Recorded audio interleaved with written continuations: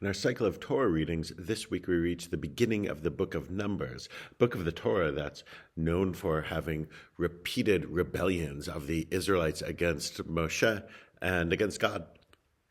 Part of the sense you get from reading is that the Israelites are far from a perfect people. They make mistake after mistake after mistake, and they make them publicly and repeatedly. This is spiritually important to know, that there's no sense in Jewish life that we're supposed to think of ourselves as perfect or flawless, or that our side is perfect or flawless, or people are. That sometimes is the way people approach ethnic or political situations. And happily, Jews recognize that that's not the way the world works pretty early on.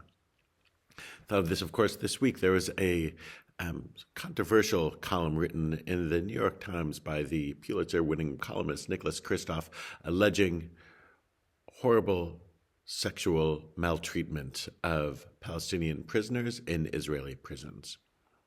And it was chilling to read about. And I am sure that some of the crimes listed, sadly, horribly, happened.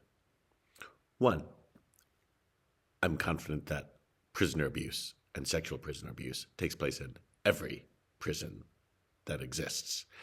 It's a worldwide phenomenon.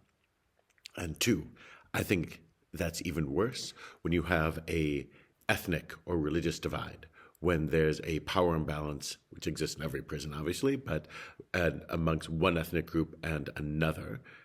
And all the more so when those two sides are in a state of war, and all the more so when, after October 7th, there was a significant increase in the number of Palestinian prisoners, and all the more so when new facilities needed to be designed on the fly, and all the more so when those staffing the prisons were then pushed into service without proper training because of the increase with the onset of this latest round of war, and without proper training and reservists and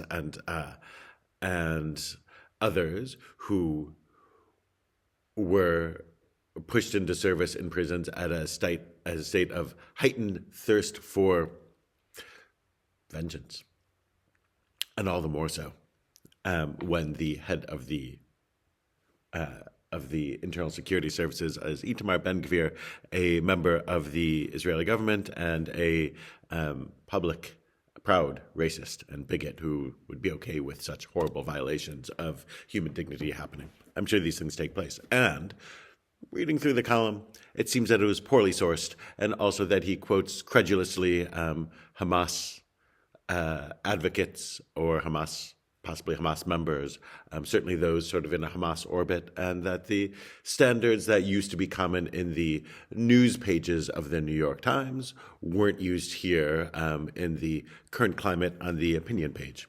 So both seem to be true, that there are false allegations likely within this, and there are also true allegations within it. And I would say part of the lesson we take out of the book of Numbers is to know that there are often true allegations against people, against our side, and against people who we care for, who sometimes act poorly. This is one of those instances. There's no excuse for sexual abuse, especially when there's a power imbalance that exists in the prison system. And I'm sure that the Ben-Gvir ministry isn't interested in finding out the truth of what happened. This is a tragedy. It doesn't shake my loyalty and my loyal sense of Zionism, my loyalty to the state of Israel. And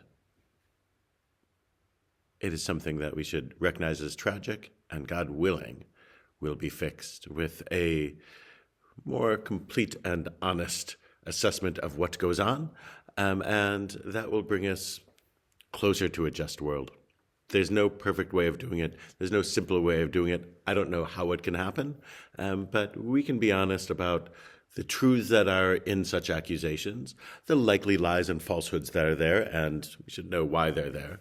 And the important thing is, just because there are sins among our people doesn't shake the sense that our people are somehow less worthy than others, or should be replaced with the Hamas government, God forbid. Shabbat Shalom.